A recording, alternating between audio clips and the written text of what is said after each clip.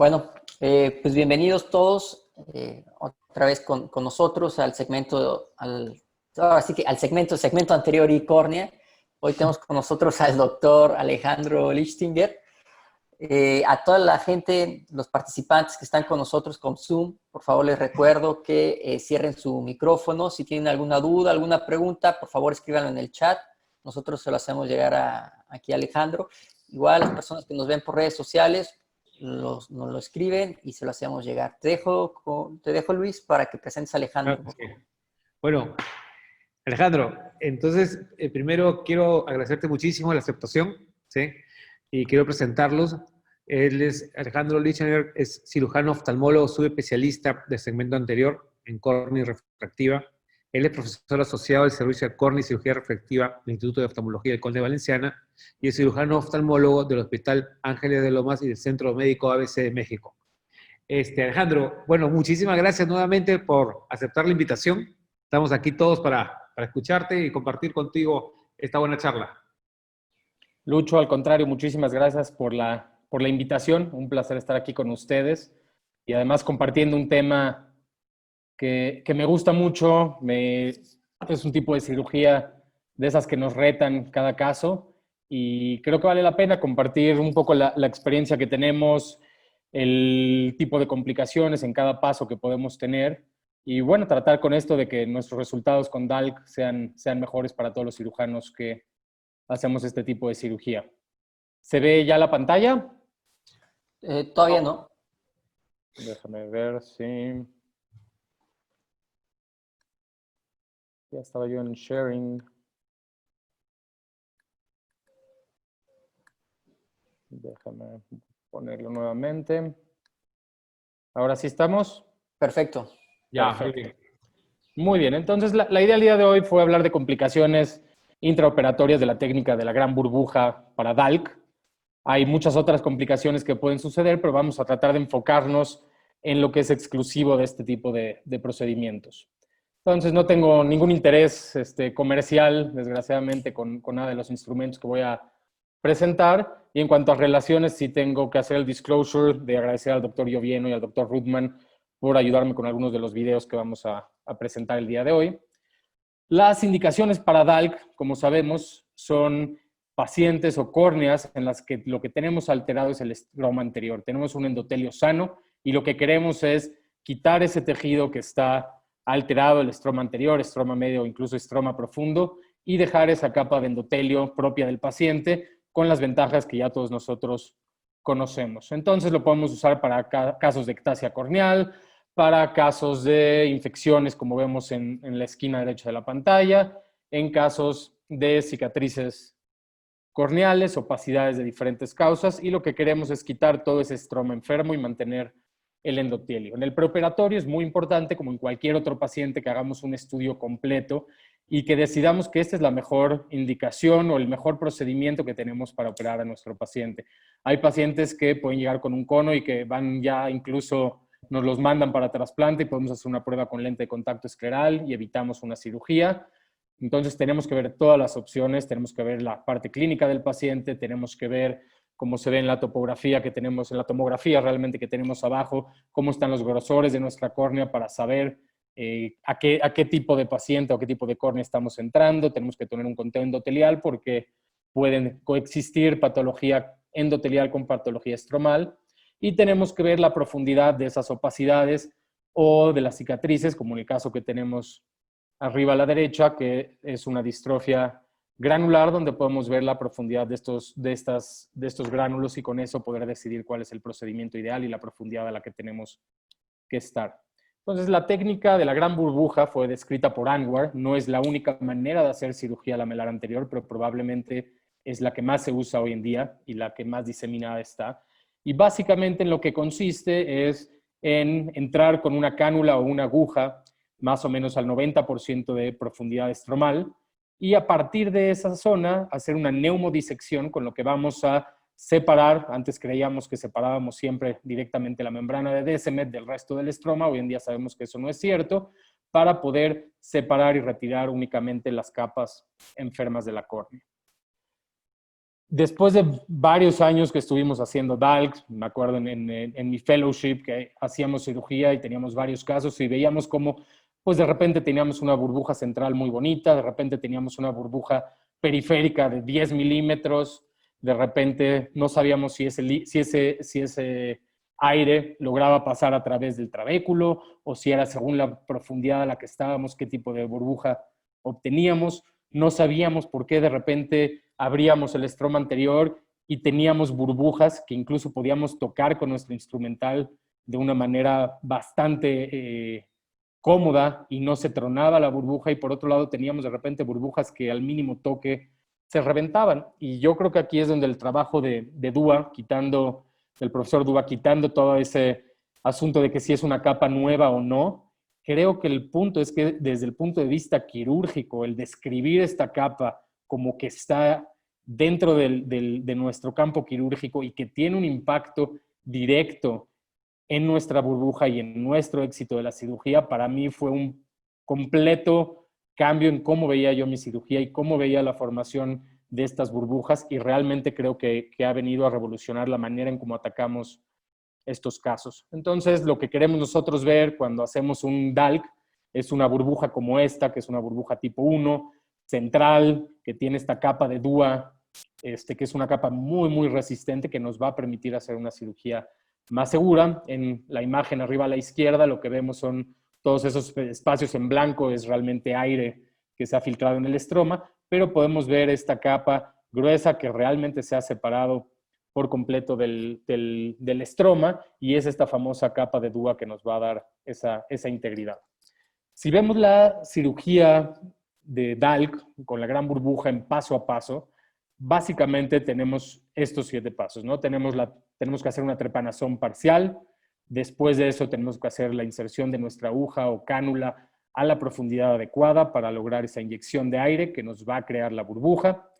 Posterior a eso, retiraremos el estroma anterior, si es que no lo hicimos antes, depende de la técnica que cada quien haga. Vamos a realizar el Brave Slash para abrir la burbuja, y después de eso hacer nuestra disección estromal. Una vez que tenemos esa capa de Dúa libre, vamos a preparar nuestro donador y por último suturar el donador. Entonces, lo siguiente que quiero enseñarles es un video donde viene la técnica completa con algo de animaciones, donde podemos ver los diferentes pasos. Esta es una trepanación parcial. Para hacer una buena trepanación parcial tenemos que tener información. No podemos entrar a decir, bueno, a este paciente le voy a dar 4 vueltas al trépano porque con 250 micras tengo suficiente, o a este le voy a dar 6 o 7. Realmente tenemos que usar información previa. Tenemos equipos muy buenos que nos dan paquimetrías muy fidedignas hoy en día, y tenemos que usar esa tecnología. Posteriormente pasamos a este paso, que es esa inserción de la aguja o de la cánula al 90% de espesor, la inyección de aire para crear la burbuja. Como vemos aquí, vemos esa burbuja cómo va del centro a la periferia. Esa es la burbuja que queremos ver, quiere decir que esa es una burbuja tipo 1. Este tipo de burbujas generalmente se limitan más o menos a 8 milímetros y medio. Posteriormente vamos a delaminar la capa anterior, el estroma anterior. Este paso realmente no tiene mayor complicación. Posteriormente realizamos el Brave Slash, donde lo que queremos es abrir ese espacio entre el estroma posterior y la capa de Dúa. Como vemos ahí, se abre ese espacio. Posteriormente vamos a llenar el espacio con viscoelástico para no lastimar la capa de Dúa y el endotelio. Entonces llenamos todo ese espacio con viscoelástico. Idealmente para esto ya hicimos antes una paracentesis para disminuir la presión en cámara anterior, y vamos a cortar todo ese estroma anterior normalmente en 4 cuadrantes para que sea más fácil su retiro posterior, como estamos haciendo en este caso. Vamos a hacer una incisión inicial central, se hacen cortes a 90 grados, tenemos los 4 cuadrantes y entonces podemos retirar cada uno de esos cuadrantes para tener ya nuestra área de resección completa.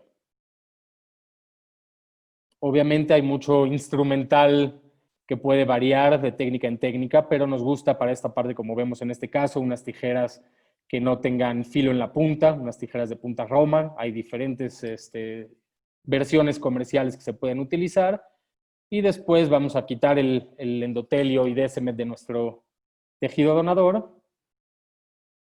y suturar esa córnea. Entonces, una cosa son los pasos que tenemos que llevar en la cirugía y otra cosa es en cuáles de estos pasos tenemos el mayor riesgo de perforación. Finalmente, la complicación transoperatoria o transquirúrgica específica de DALC son estas perforaciones o esta no creación de la burbuja que necesitamos. Entonces, podrá haber variaciones, habrá gente que tenga un poco más de complicación que otra en algunos de los pasos. Para mí, donde menos complicaciones o perforaciones he tenido es a la hora de trepanar, aunque he perforado a la hora de trepanar, posteriormente la inserción de la aguja, la sutura del donador, a la hora de hacer el Brave Slash de la burbuja, al inyectar el aire y definitivamente donde más he creado perforaciones o microperforaciones es a la hora de retirar los 4 cuadrantes de estroma. Entonces, así como existe ese programa de televisión que hemos visto muchas veces de 1000 maneras de morir, la idea de esta plática es realmente que vamos a hablar de 1000 maneras de reventar esa burbuja. ¿Ok? Y por lo menos para mí son casos que siempre nos causan mucho dolor y verlos después en video cuando queremos ver qué fue lo que pasó, qué es lo que hicimos mal, pues revivimos esa experiencia y creo que les compartiré un poquito de ese estrés transquirúrgico que tenemos a veces con estos casos. Entonces voy a ir paso a paso en cuanto a la técnica, presentando algunos de estos casos donde tenemos problemas y qué es lo que pasó y qué podemos hacer para tratar de evitar este tipo de complicaciones. Entonces, el primer paso es la trepanación parcial. Yo pensé que teniendo mis mapas paquimétricos previos y un saber exacto cuánto estoy moviendo en mi trépano, no podría suceder esto. Y la verdad es que ya he perforado en una ocasión a la hora de trepanar. Pasamos más vueltas de lo necesario. Este es un caso que obviamente ya no pudimos convertir a algún otro tipo de disección manual porque la apertura en la zona de la trepanación era muy grande y tuvimos que convertir. Entonces, de estar todos emocionados, de entrar a quirófano, de hacer un DALC, tener todo el instrumental listo, pues ahora sí que reventamos nuestra burbuja antes incluso de empezar el procedimiento.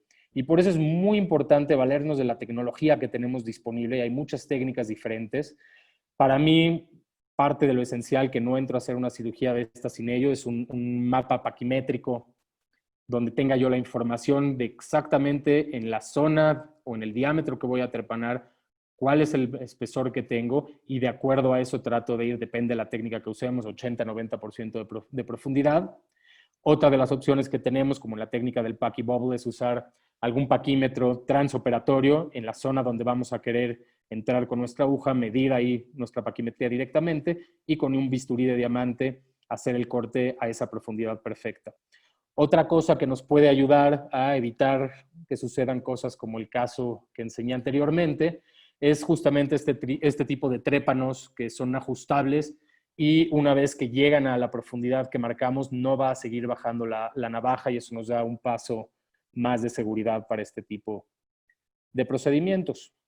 El siguiente paso sería, ya que hicimos nuestra trepanación, checamos que tengamos un buen reborde en los 360 grados y normalmente estos casos los hacemos sentado superior, pensando en un paciente con queratocono. Esa paquimetría superior generalmente está muy bien conservada y en ocasiones incluso, aunque nos vayamos al 80%, con un bisturí de diamante, hago una incisión un poquito más profunda y a esa profundidad es donde inserto mi cánula. ¿Qué puede pasar a la hora de insertar la aguja o la cánula? Pues pueden pasar 3 cosas. Una, que estemos en el punto adecuado y tengamos una burbuja increíble. Otra es como en este caso, que estábamos muy superficiales y lo único que vemos es un enfisema estromal completo. En casos que eso sucede, siempre podemos volver a intentar hacer una burbuja en otra zona periférica. Y si de plano vemos que eso no nos ayuda, podemos delaminar las capas anteriores, volver a intentar una burbuja o, como en este caso, terminar con una cirugía lamelar de manera manual. El otro extremo es cuando nos vamos demasiado profundo y entonces en lugar de estar a 80, 100 micras del endotelio, estamos muy profundo y a la hora de hacer la burbuja, automáticamente perforamos. Tampoco es el fin del mundo, depende dónde sea la perforación y el tamaño de esta. Generalmente, cuando las hacemos con una aguja calibre 27 o con una cánula, pueden ser perforaciones muy pequeñas que podemos aún intentar resolver, como en este caso, con una delaminación manual y tener aún buenos resultados, ¿no? Ahí nos ayudamos con esa burbuja en cámara anterior que causamos nosotros mismos para tener ese contraste y esa sensación de profundidad y saber qué tan profundo estamos. Y a lo mejor en algunos casos como estos no vamos a estar directamente sobre DUAS, pero podemos alcanzar una profundidad suficiente en que podamos terminar esta cirugía como una cirugía lamelar y no tener que convertir a un procedimiento penetrante con los problemas que sabemos que eso conlleva a largo plazo. Entonces, creo que el primer tip para tener una buena canulización es, yo prefiero no usar agujas, me gusta usar una cánula. Creo que las cánulas nos dan más seguridad de que no vayamos a perforar, van a mantener el plano al que entremos porque no van a ir cortando en el camino. Hay muchas en el mercado, yo generalmente la que uso es la de Fogla y con esa hemos estado muy contentos. Y lo importante es cómo encontramos ese punto exacto de profundidad. Hay varios estudios ya que han tratado de valorar a qué profundidad obtenemos qué tipo de burbuja y si podemos obtener realmente una burbuja. Y más o menos, prácticamente, si estamos entre 120 micras del endotelio o menos, como en este caso que está a 62 micras, tenemos mayor probabilidad de obtener una buena burbuja. Entonces, hay herramientas como el OCT que nos puede ayudar a ver la profundidad a la que está nuestra canal que hicimos, ya sea con la lanza de Fogla o con algún otro instrumento. Y obviamente hoy en día con los OCTs transoperatorios es algo que podemos hacer directamente en la mesa de quirófano sin tener que movernos. Y son herramientas que no todos tenemos disponible, yo desgraciadamente no la tengo tampoco, pero que para este tipo de cirugías pueden ayudarnos. Como decíamos anteriormente, tenemos que echar mano de la tecnología que tenemos. Platicábamos ya del Pachy-Bubble para saber que estamos a la profundidad adecuada o hacer esa trepanación inicialmente, ya sea guiada por la paquimetría que obtengamos por medio de OCT o de algún equipo con cámara de Scheimpflug y que estemos a una profundidad adecuada. El siguiente paso va a ser la inyección de aire, que finalmente este aire es el que nos va a hacer la neumodisección para crear el espacio que necesitamos arriba de la capa de DUA para poder separar todo el estroma. Y lo que queremos es una burbuja, lo que llamamos la burbuja perfecta, que sería una burbuja tipo 1, que es esa burbuja central, que empieza del centro a la periferia, que mide más o menos 8.5 milímetros y hasta ahí se limita, y que va a tener esa rigidez para que podamos hacer esa disección Alejandro, sin riesgo. Sí. Una preguntita que me parece Claro. importante ya que pasaste a otro tema sobre la aguja, digamos. ¿Usas el doctor Arce está preguntando qué tipo de mapa usas para estudiar la cirugía antes de realizarla? ¿Y dónde colocas la aguja? Ok. Independientemente de qué técnica usas, Pachy-Bubble o cualquier otra. Normalmente entramos por lo menos con un mapa paquimétrico de Pentacam o con un mapa paquimétrico del OCT. Tenemos un Sirius que nos da mapas también de segmento anterior. Y lo que hago es generalmente, una vez que termino de trepanar, trato de trepanar nada más al 80% y en una pequeña zona superotemporal para que sea más cómodo para mí a la hora de inyectar, con un bisturí de diamante hago una pequeña incisión que baja hasta el 90%. Y luego con un gancho de Sinskey detecto que efectivamente esté yo en esa zona un poquito más profundo y giro ese Sinskey hacia el estroma central y por ahí entro... Una pretunelización. Una pretunelización y por ahí meto una lanza de Fogla y después la cánula de Fogla. Y eso me ha resultado efectivo, yo diría, en una gran parte de los casos que hacemos. Y si eso no es efectivo, lo que hago es, estoy sentado superior, me muevo un poquito hacia las 12, vuelvo a hacer otro corte un poco más profundo e intento nuevamente la burbuja. Entonces, generalmente trato por lo menos un par de veces antes de laminar el estroma anterior y volverlo a intentar ya sin ese estroma anterior, crear una burbuja. Perfecto. ¿Diriges la aguja hacia el centro? Para central. ¿Cómo? Idealmente para central. paracentral, ya. Perfecto. Gracias. Ok, seguimos. Cualquier duda, encantado lo vamos discutiendo Poco a poco. sobre la charla. Ok. Entonces hay estudios que nos hablan de factores predictivos para tener una burbuja tipo 1 y este estudio da 3 parámetros que son importantes y que fueron estadísticamente significativos. Uno es que no tengamos cicatrices en el tercio posterior del estroma. ¿Ok? Si la cicatriz que tenemos, ya sea por el queratocono o por una infección previa, es en las 2/3 partes anteriores, tenemos mayor probabilidad de tener una burbuja tipo 1. Queratoconos grados 1 a 3 en comparación de grado más alto, también una mayor incidencia de burbuja tipo 1. Y lo otro que encontraron es que si la trepanación periférica deja menor estroma residual, también obtienen más fácil una burbuja tipo 1. Y creo que esto de cierta forma reproduce lo que hemos visto clínicamente sin tener un estudio controlado y aleatorizado para detectar esto realmente. Pero creo que estos son factores importantes que tenemos que tomar en cuenta antes de la cirugía para saber qué tipo de delaminación vamos a realizar. Si vamos a hacer una burbuja o si tenemos una cicatriz muy posterior, en ocasiones directamente prefiero hacer una cirugía manual, una delaminación manual, porque así no tengo todas estas pequeñas burbujitas que del enfisema estromal que me estorban para ver qué tan profundo estoy en mi procedimiento manual, y hacemos una técnica más similar a lo descrito por Melles hace varios años. Entonces, ¿qué es lo que queremos? Queremos encontrar ese punto exacto.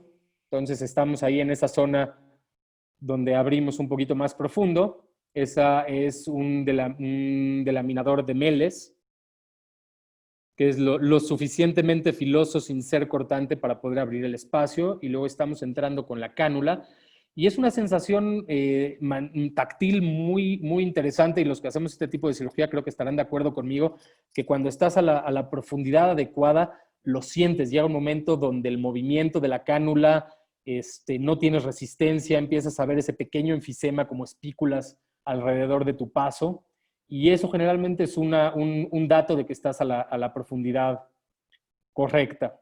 Este es otro caso donde estamos igual entrando. Entramos realmente prácticamente al centro, pero lo que quiero que vean es cómo se forma esa burbuja tipo 1 del centro a la periferia.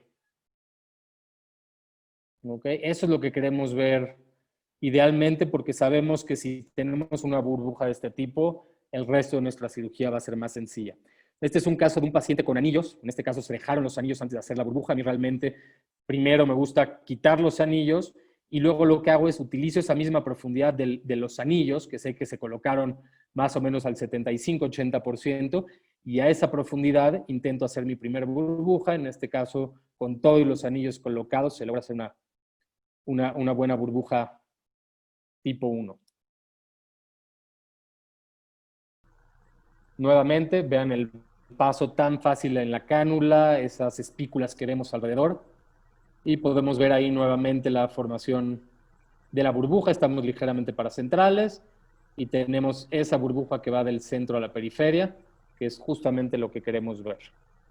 Para confirmar, después de que tenemos una burbuja de estos, lo que me gusta hacer es una pequeña paracentesis, colocar una pequeña burbuja de aire, y si ves que esa burbuja se mueve en la periferia, lo que se llama la técnica de la doble burbuja, sabes que tienes esa burbuja formada en el centro.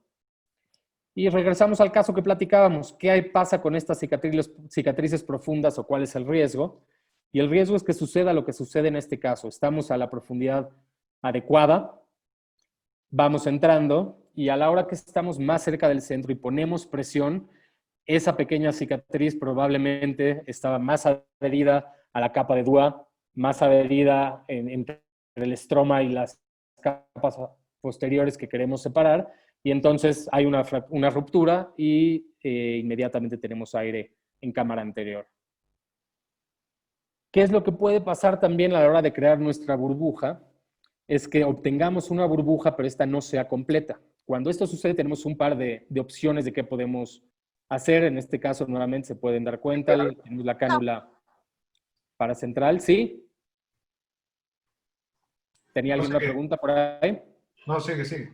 Perfecto. Entonces vemos que tenemos la cánula bien colocada, todo va bien y tenemos una burbuja paracentral. Cuando eso sucede, está esta opción de entrar de una zona periférica y volver a inyectar aire para crecer esa burbuja.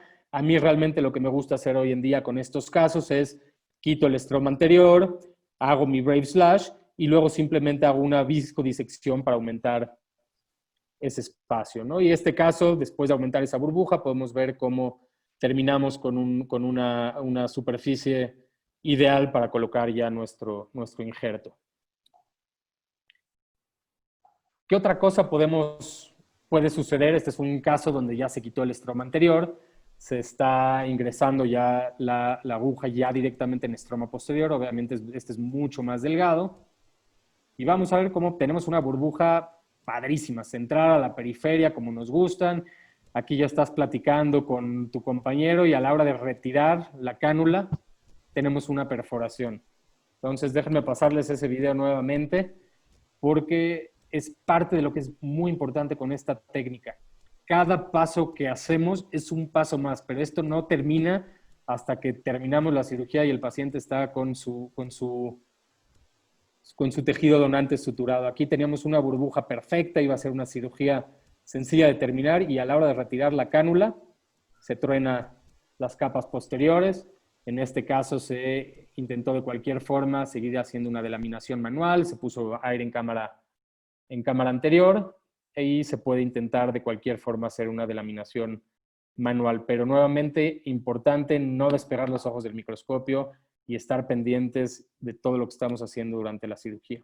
Entonces sí, estos son de esos casos dolorosos que a nadie nos gustaría ver, pero esto sigue. Y otra de las opciones que tenemos que nos ayudan con todos los pasos que hemos visto hasta ahora, desde tener la trepanación a la profundidad adecuada, poder ingresar nuestra cánula o nuestra aguja a la profundidad adecuada y poder hacer una delaminación más sencilla, es el uso del láser de femtosegundo, que así como para trasplantes penetrantes todavía pues no sabemos realmente qué tanto beneficio tienen o no se ha logrado demostrar en cuanto a astigmatismo.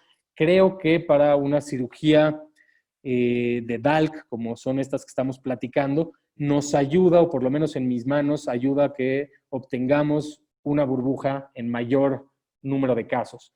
Este es un video del doctor Rudman, de cuando estaba yo todavía haciendo mi fellow con él en Toronto, y lo que estábamos tratando en esa época era hacer DALC con la forma de hongo, el mushroom shape, donde lo que hacíamos es en la parte posterior o en el cilindro posterior nos quedábamos a 100 micras del endotelio en el receptor, como estamos viendo aquí, y entonces simplemente levantando ese capa anterior, sabemos que en la base de ese corte estamos a 100 micras y que es una profundidad ideal para obtener, como vimos en este caso, una burbuja en la mayoría de los casos, obviamente no en todos, pero sí creo que ayuda a aumentar el número de burbujas exitosas. Esto es algo que hoy en día en la Universidad de Toronto se está corriendo un estudio prospectivo adecuado para ver si esto es cierto o es nada más el feeling de los que lo estuvimos haciendo por un tiempo,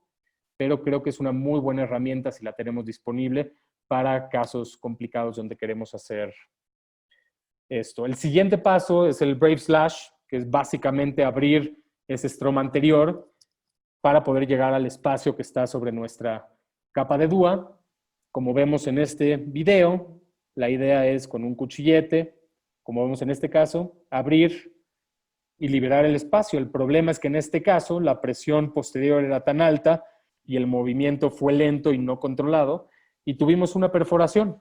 Entonces tuvimos una perforación central en un caso donde ya habíamos obtenido la burbuja. Y la manera de evitar que esto no suceda es muy sencilla y prácticamente son estos 3 puntos en específico. Número 1, tenemos que hacer una paracentesis, liberar la presión en cámara anterior para que esa burbuja no esté bajo tensión posterior. Número 2 es colocar un poco de viscoelástico en el punto donde vamos a hacer el corte. Y lo tercero es que sea un movimiento controlado, que no estemos con la punta del instrumento hacia atrás, sino tratarlo de hacer, yo lo hago hacia arriba y quien lo hace un poquito lateralizado, y hacer un movimiento rápido, controlado y donde ese viscoelástico nos ayuda a que no tengamos un movimiento hacia afuera, una expulsión tan rápida del aire que está atrapado en ese espacio. El siguiente paso, una vez que ya tenemos ese tejido abierto y tenemos... Sí. Disculpa que te moleste. Mira, este es uno de los pasos que yo siempre cuando enseño o los veo, es uno de los pasos que más temor da. Justamente el momento ya entrar con la cuchilla, en este caso de 15 grados, y perforar la burbuja, ¿sí?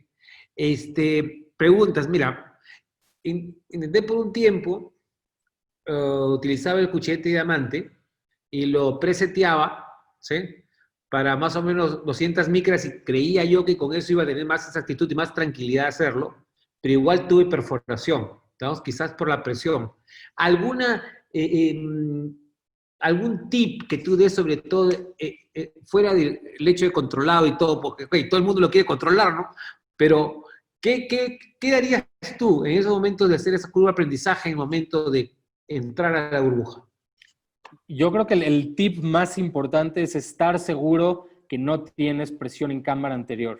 Entonces, no es nada más, hice mi paracentesis, liberé un poco de líquido de cámara anterior y me volteo y agarro instrumental, porque a veces en ese pequeño tiempo puede otra vez aumentar la presión en cámara anterior. Entonces, justamente en el momento previo a que voy a hacer el Brave Slash, ¿no? Que a todos, por eso se llama el Brave Slash, porque a todos nos da miedo, es tener esa cámara anterior, presiono el labio posterior de mi paracentesis, libero líquido, estoy seguro que no tenga yo presión, y eso creo que lo que hace es comprarte tiempo para que justamente no rebote esa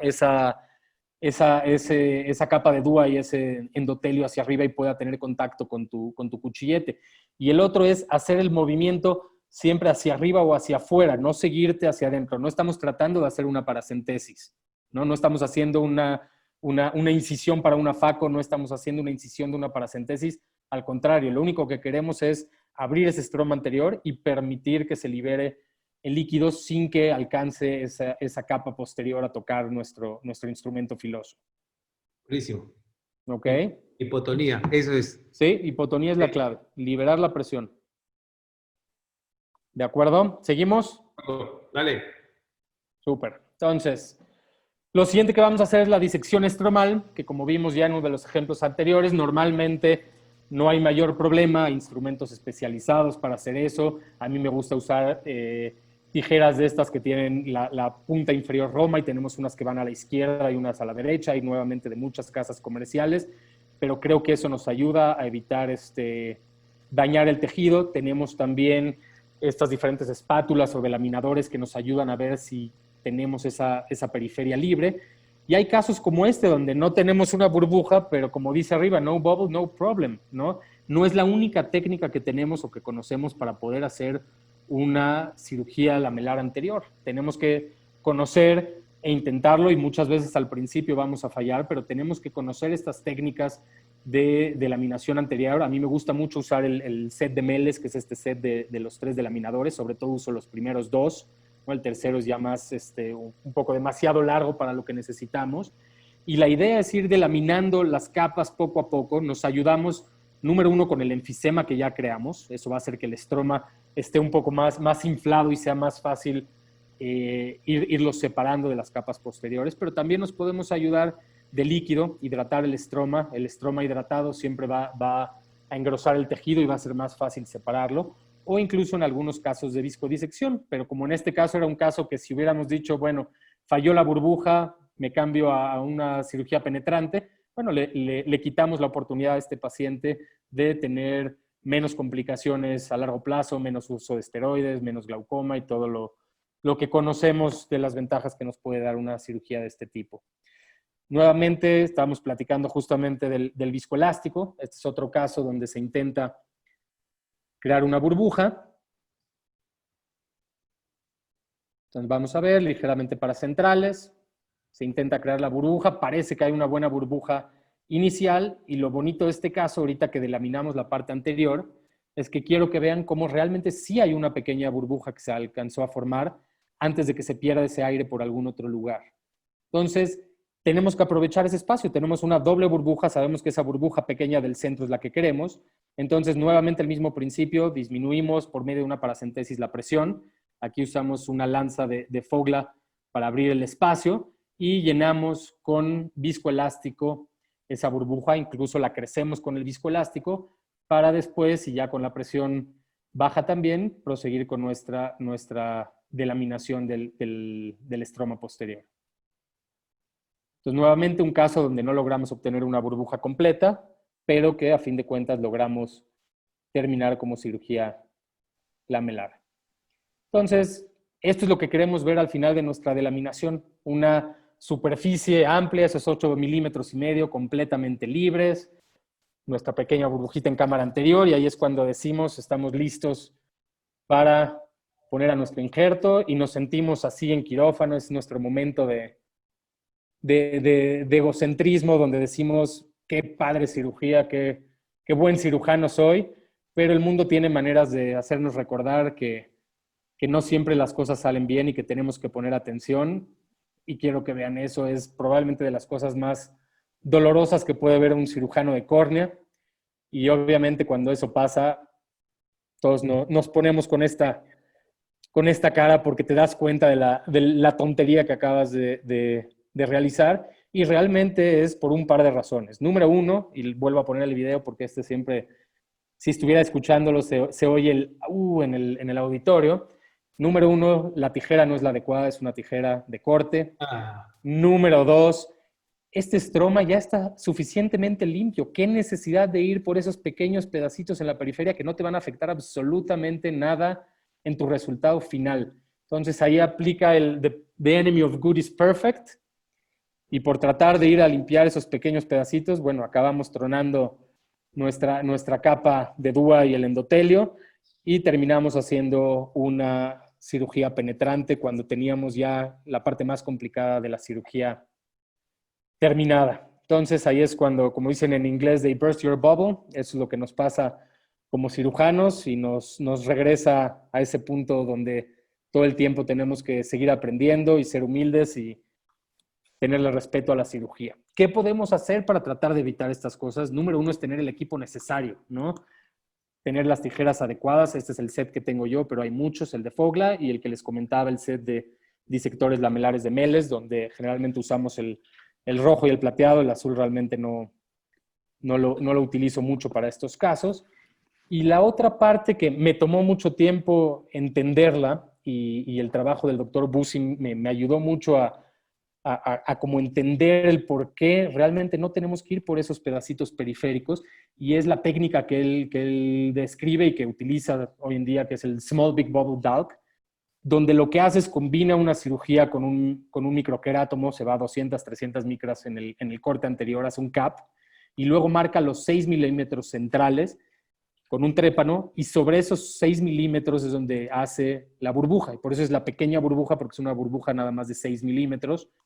Y en su técnica, ya que tiene eso, realmente simplemente coloca un donador de las mismas 300 micras, por ejemplo, lo sutura, y tenemos los 6 milímetros donde queda nada más DUA y membrana de DSMT endotelio, y en la periferia tenemos esa falda de estroma. Y si vemos sus resultados, vemos que esa periferia de estroma ni siquiera se ve clínicamente.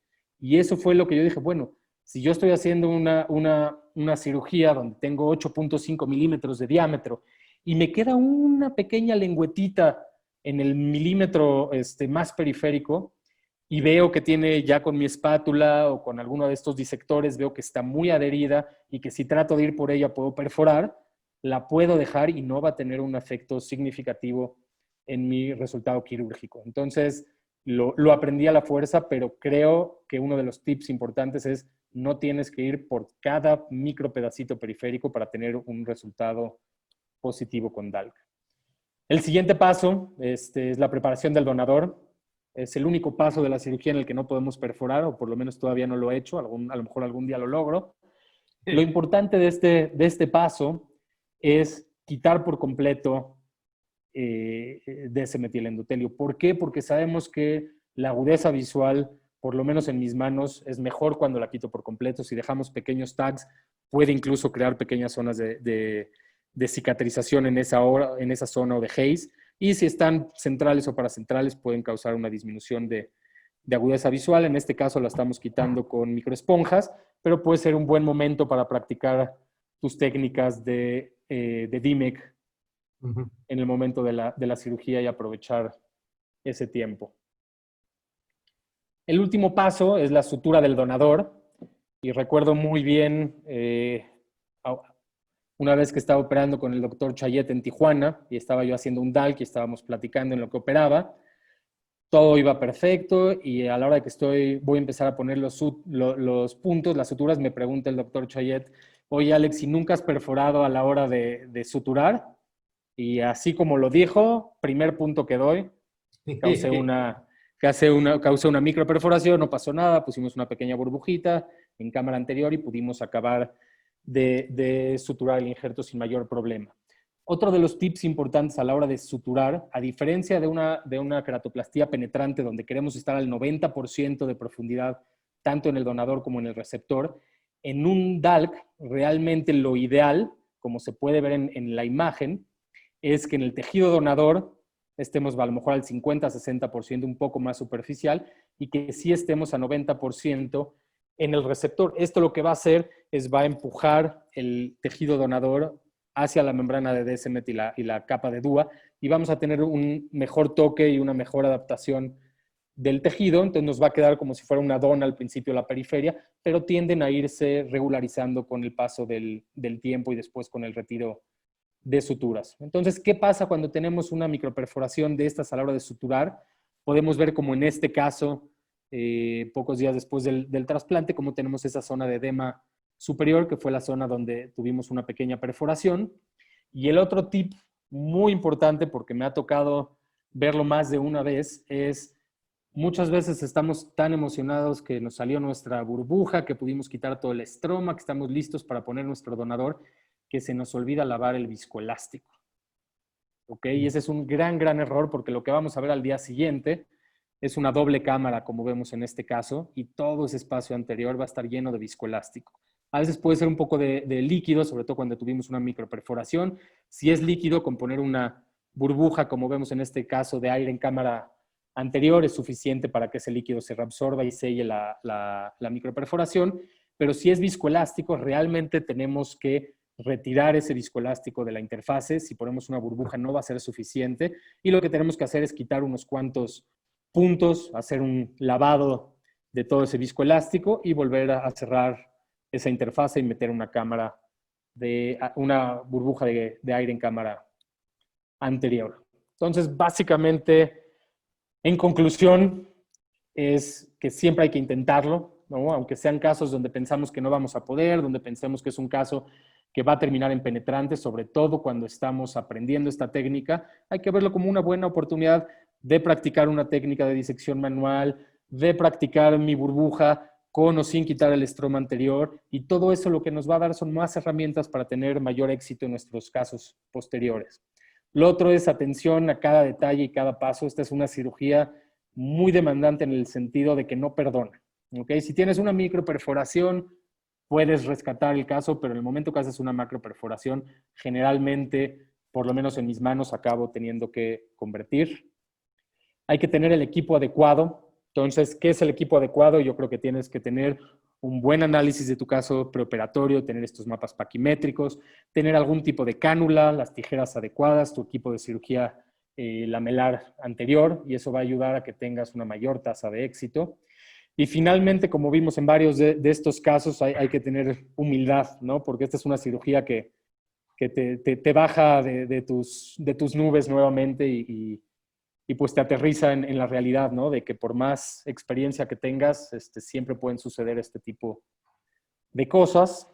Y como no los quiero dejar ahí, ya saben que en México siempre somos de la última y nos vamos, Lucho. Entonces, les voy a presentar un video más. Es un video que me gusta mucho, se me hace muy interesante. Y es qué pasa en un paciente que le hicimos un DALC, estuvo muy bien y por alguna u otra razón, una úlcera neurotrófica, un caso de herpes, volvemos a tener una cicatriz anterior. ¿Qué podemos hacer en esos casos? Y quiero enseñarles este video, que es un un repeat DALC, donde básicamente lo que vemos es que ese espacio potencial entre el donador y el receptor, no en todos los casos, pero en algunos casos está respetado. Y si somos cuidadosos y vamos haciendo una disección o una hidrodisección, como en este caso, poco a poco, podemos realmente terminar de quitar el injerto, tener nuestra membrana de DSMT en su lugar y colocar un nuevo injerto en el mismo lugar sin tener que convertir a una cirugía penetrante y sin mayor complicación. Así es que, pues, abrimos a Bonito. preguntas con mucho gusto. Claro que sí, hay algunas que están. Y por mi lado, oye, Alejandro, ¿y por qué crees tú que existe en buenos trabajos en realidad también esa diferencia de agudeza visual cuando comparan con penetrante a favor de la penetrante en algunos casos? ¿Cuál crees tú qué es lo que puede estar fallando muchas veces en el DALC? Porque sabemos todos los beneficios, pero en calidad de visión, ¿tú has encontrado esa pequeña diferencia o a qué crees que se pueda deber? Sí, de hecho, hicimos un estudio en Toronto comparando ojo contralateral, DALC contra PKP, y la gran mayoría de los pacientes seguían prefiriendo el ojo con penetrante. Yo creo que mucho es que no todos los casos tenemos realmente una burbuja completa y llegamos a DUA, ¿no? En muchos de los casos probablemente dejamos algo de estroma posterior. Y lo segundo es que finalmente, por más perfecta que sea nuestra cirugía, finalmente tenemos una interfase que algún juego óptico va a tener ahí. Y tenemos un procedimiento donde vamos a tener también nuestro astigmatismo, casos con astigmatismo irregular, pero yo creo que la causa número uno es que tenemos casos donde no estamos realmente en el nivel que quisiéramos. Y yo creo que esa es la causa número uno de la diferencia en visión. Pero si a mí como paciente me dices, Alex, vas a tener una visión de a lo mejor 20/30 mejor corregida en lugar de 20/20 o de 20/40 en lugar de 20/25, pero en poco tiempo te voy a quitar los esteroides y con eso vamos a evitar que puedas tener glaucoma y vamos a evitar que desarrolles una catarata de manera prematura y es un procedimiento más seguro desde el punto de vista transquirúrgico. Creo que sigue siendo muy válido a pesar de la diferencia en visión. Y lo otro es que, por lo menos en mi experiencia, la mayoría de los pacientes con DALC, conforme va pasando el tiempo, su agudeza visual mejor corregida va mejorando años después. Perfecto. Mira, acá, Lucho. a ver, ¿dónde estás, Pedro? Porfa. Hola, Abre Alejandro. el micrófono ahí. Entra. Pedro, ¿cómo estás? Bien, felicitaciones, excelente charla, buenos trucos. Quería hacerte dos preguntas. Uno, el nombre del trépano que vi que tiene tope, que se ve como si fuera un trépano desechable con el tope para prevención de la perforación, para hacer la primera fase de la cirugía. Correcto. Y dos, si nos puedes contar en tu serie de casos, en la experiencia, resultados visuales de agudeza visual no corregida y el promedio de astigmatismo con la técnica que estás haciendo. Me parece que es una técnica muy limpia, muy depurada, elegante, que debe tener unos muy buenos resultados. Ok, la primera pregunta es mucho más fácil de responder. El trépano es un trépano de Moria que se llama Moria One y es un trépano ajustable donde, no sé si te fijaste, tiene esos pequeños números en la periferia y entonces tú con eso puedes determinar la profundidad que quieres del trépano y una vez que llega a esa profundidad no va a pasar de ahí. Entonces nos da un nivel extra de seguridad definitivamente al hacer estos procedimientos. Y la otra opción que ya platicábamos es el láser de femtosegundo, ¿no? Donde algunos equipos incluso tienes la imagen de OCT transoperatorio y podrías tú directamente ahí marcar la profundidad a la que quieres, que yo creo que eso en algún momento puede convertirse en una ventaja para estos casos. El trépano es un Moria que se llama Moria One. La segunda pregunta es más difícil de contestar porque desgraciadamente no es algo que haya yo estudiado de manera robusta o bien hecha los casos que tenemos de DALC. Yo te podría decir que mi astigmatismo es muy similar a mis casos de penetrante. Normalmente estamos, yo te diría, probablemente aproximadamente unas 4 dioptrías. Por ahí tenemos siempre casos que tienen menos, unos 50 o 2, pero si tomo yo el orgullo de esos casos que ocurren por serendipity, tendría que tomar también el orgullo de los casos que luego tienen 12 y 15 dioptrías también. Entonces prefiero dejarlo a que eso todavía sigue siendo algo un poco más azaroso, pero yo creo que andamos como en 3,5 o 4.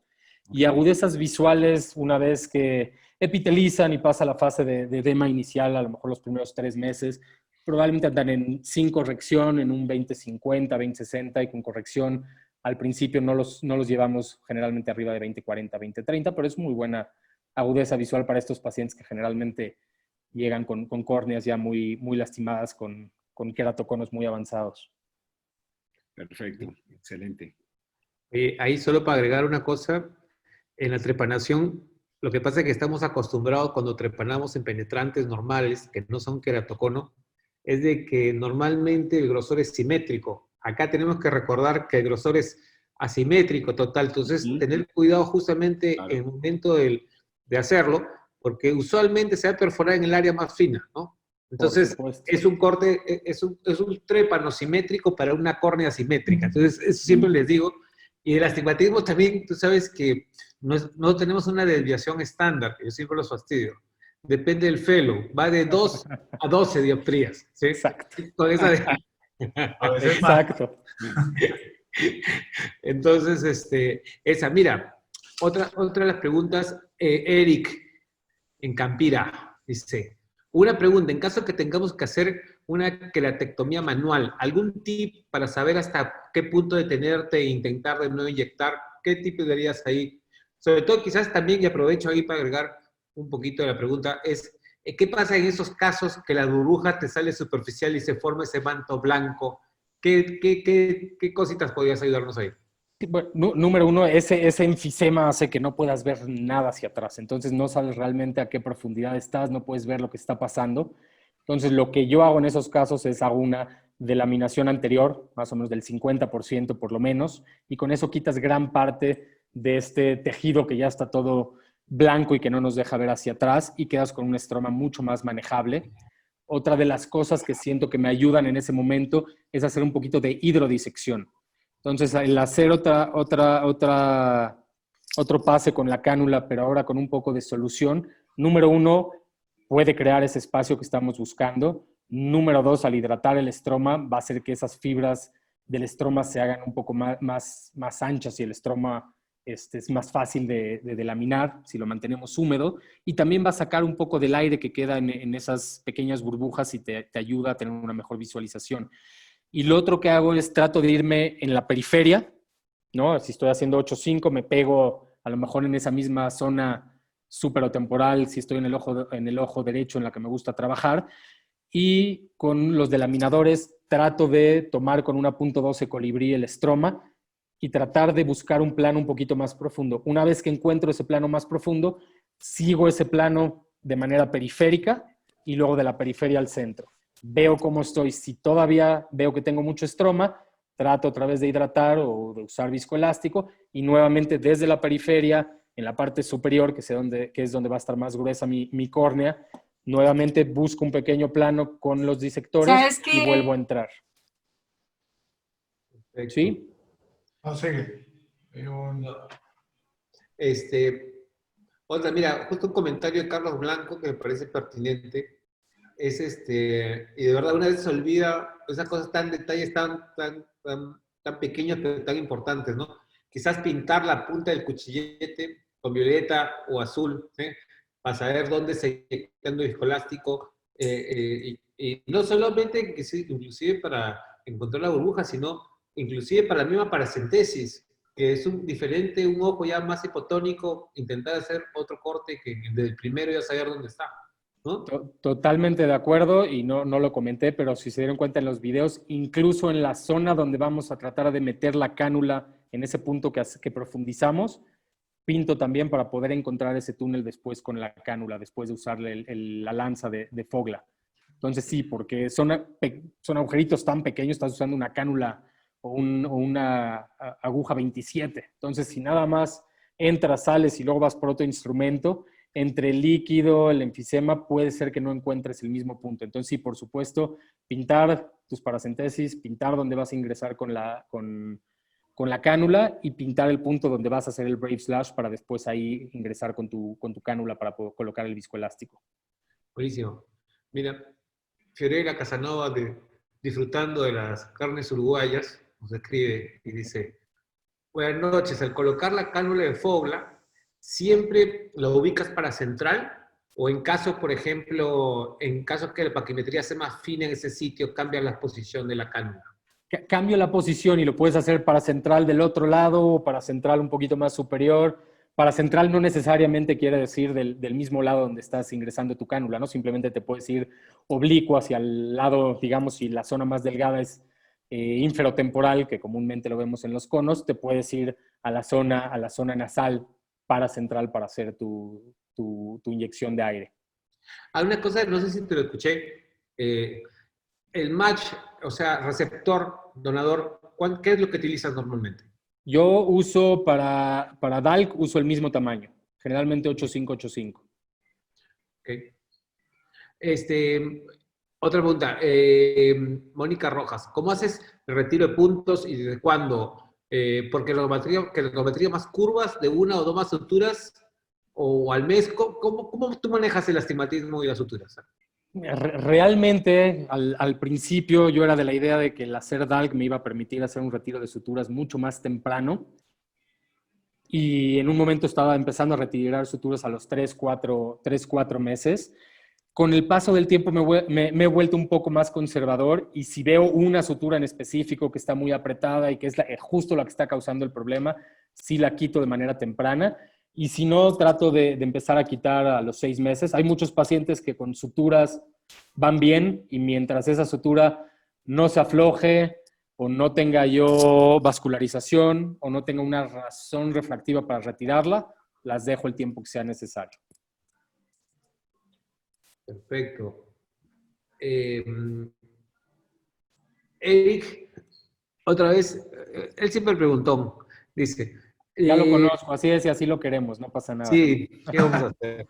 Bueno, dice, muchas gracias. Otra pregunta, en el seguimiento de los pacientes post-DALC, ¿has visto casos que simulen una progresión post-trasplantes en donde se sospeche que se siga adelgazando la periferia? He visto casos, y por eso también he sido un poco más conservador con el retiro de las suturas, donde a pesar de que nosotros creemos que tenemos ya una buena unión entre el tejido donador y receptor y una buena coaptación y una buena cicatriz, me ha tocado casos donde esa zona, y generalmente es esa zona inferotemporal donde está más delgado, empiezo a ver un desfasamiento entre la córnea donadora y la receptora.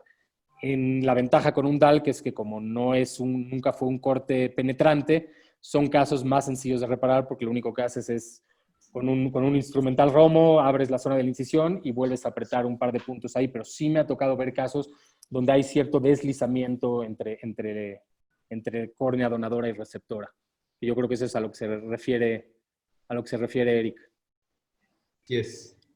Oye, y una última pregunta de aquí, de Carlos Blanco. Dice, ¿recomiendas la bibliometría previa para saber la longitud axial y con eso quizás definir alguna relación con el match o no tomas en cuenta? Yo generalmente para todos los casos de cono hago el mismo tamaño. Casos de distrofias corneales o alguna cicatriz donde la córnea no está extremadamente, con keratometrías muy elevadas, que no están muy elevadas las keratometrías, entonces hago el mismatch que hago para mis penetrantes de punto 25. Pero hablando de conos, a todos les hago el mismo tamaño. Lucho, Sí. Carlos Arce nos quería mostrar hacer un comentario con respecto a lo de la inyección de la burbuja. A ver, sí, que creo que él lo hace con los mapas y es Sí, interesante. Ahí está Carlos.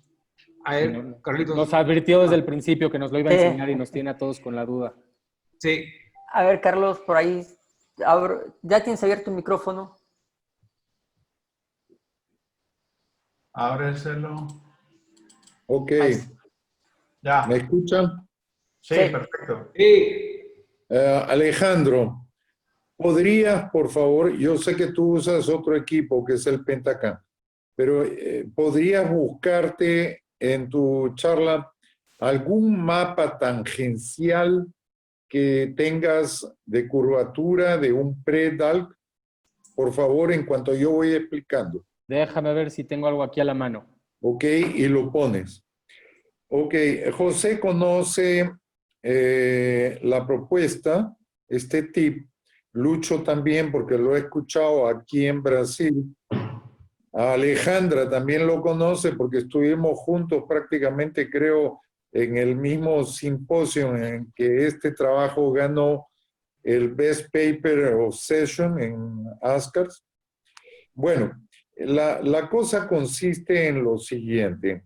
Con el Galilei yo consigo mapas de 10 milímetros, no solamente de 9, pero aún con los de 9 puede ser posible. Si es 8 milímetros es muy pequeño. Entonces, en el mapa tangencial, inclusive probablemente con cualquier otro topógrafo, como el Keratron, con el Scout, que consigue una área, o el Medmont, que consigue una área bastante grande de 9, 10 milímetros, podría ser posible. En estos mapas tangenciales, se le ve clásicamente una área periférica azul, completamente azul. Entonces, eso es porque la periferia en el queratocono es sumamente plana. Ok, ¿conseguiste el mapa, Alejandro? Te lo enseño, el que tengo aquí en la presentación. Dame un segundo para compartirlo. Entonces, la periferia del queratocono es cada vez más plana y más grande. ¿Cuál es el mapa? ¿El de abajo a la izquierda? Este es el tangencial. Abajo a la izquierda. El abajo a la izquierda.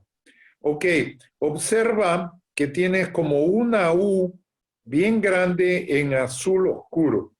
Ese azul oscuro, ¿podrías decirnos a cuánto de curvatura corresponde? Déjame ver, probablemente 31,5. Exacto, es extremadamente plano. En los queratoconos, cuanto más avanzado es el queratocono, esa área se convierte en un aplanamiento periférico en 360 grados. Y el cono, la región real de falla biomecánica, es donde está el rojito, ese óvalo rojito abajo, que siempre está rodeado por una área amarilla-verde. Por eso que José dice, que yo se lo he mostrado, es el signo de la bandera de Brasil, verde-amarillo, que rodea al rojo de los comunistas. Así lo digo porque yo soy de derecha. ¿Ok? Entonces, me disculpan los de izquierda. Entonces, tú tienes que colocar la punta de la cánula exactamente en la zona verde-amarilla, ¿ok? De la bandera de Brasil. Y lejos del punto más delgado. Entonces tú tienes el mapa tangencial, ¿ok? Que yo le pongo una escala donde eso es clarísimo, y el mapa de paquimetría al lado. Entonces tú te guías por los dos, lejos del punto más delgado, en la profundidad donde quieres, guiándote del mapa o de tu paqui intraoperatoria, ¿ok?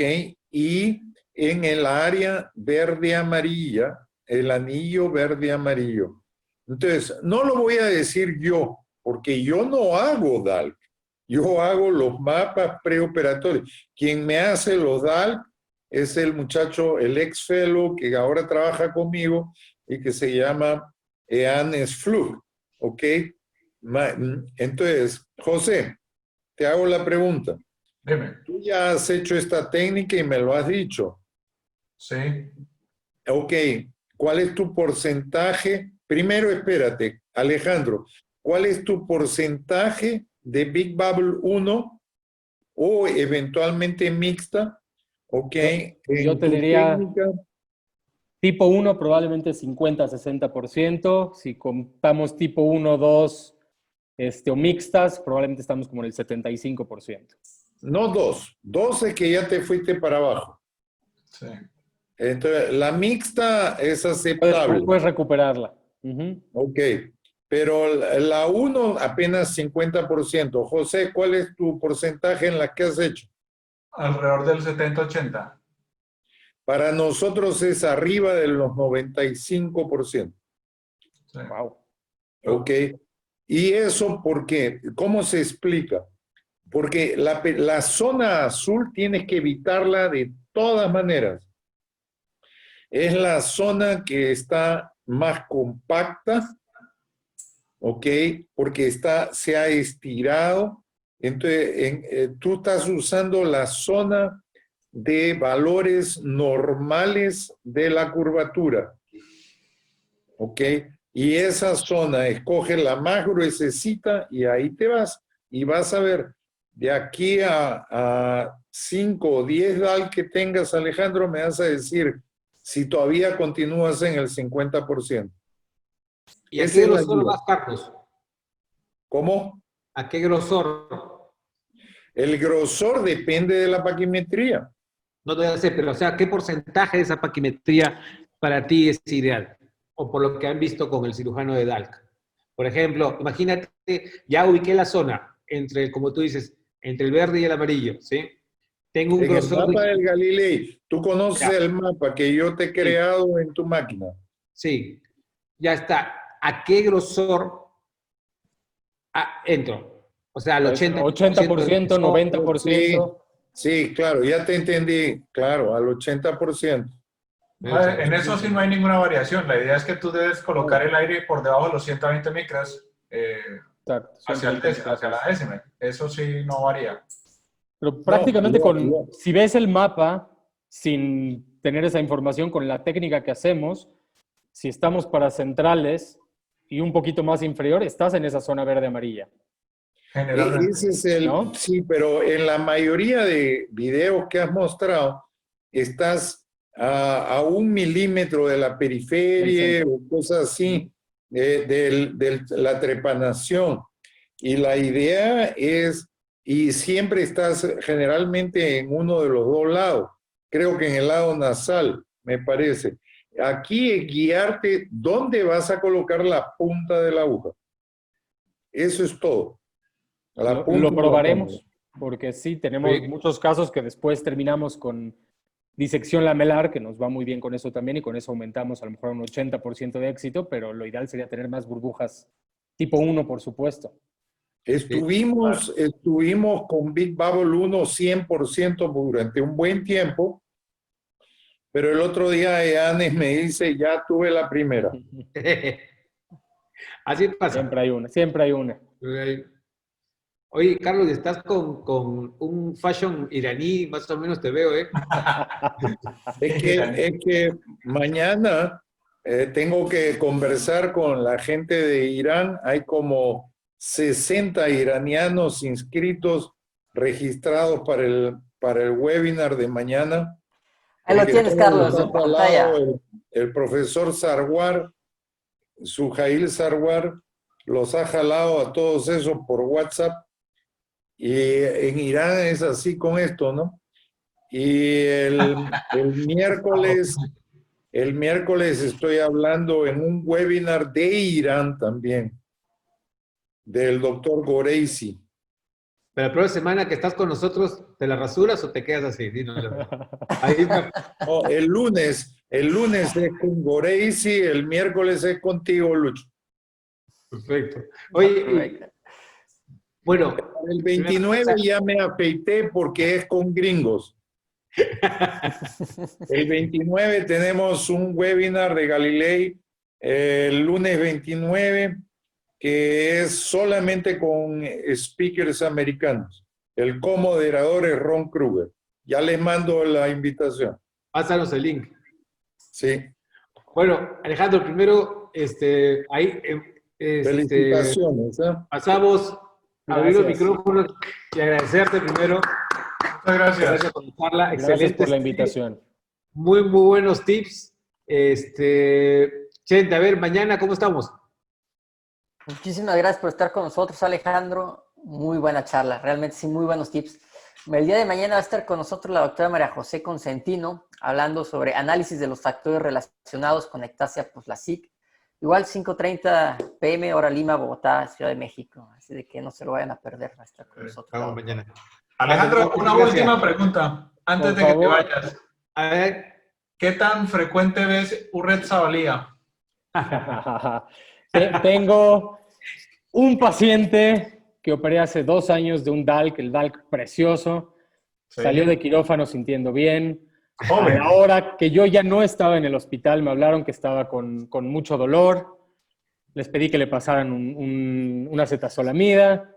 Se la pasaron, bajó el dolor, se fue a casa, le dejé una acetazolamida en la noche. El caso es que a las 5 de la mañana me marca que trae un dolor terrible. Lo veo en la clínica y un Urret Zavalía espantoso. ¿Y ahora? Y ahora es un paciente que el trasplante se ve muy bien. Tiene esa pupila toda fuera de lugar. Y lo que hicimos con él es le colocamos un lente de contacto que tiene tinción en la periferia, con oclusión en la periferia rígido, y con eso está muy contento. Pero sí es uno de esos pacientes que cada vez que veo... Yo tengo uno parecido. Todos han terminado. Un caso tengo, yo te puedo decir, uno. todos han terminado con 1, por lo menos la felo. Y bueno, la cosa buena es que cualquier cosa le sigo al paciente, pero está listo para la oftalmoscopía indirecta. Bueno. Siempre listo. Siempre viendo el lado positivo. Así es. Oye, Alejandro, nuevamente, muchas gracias. Gracias por la Gracias, invitación. Alejandro. Pero Nos vemos a que todos otra el día vez. de mañana. Hasta luego, nos vemos mañana. Chao. Chao. Dale, hombre.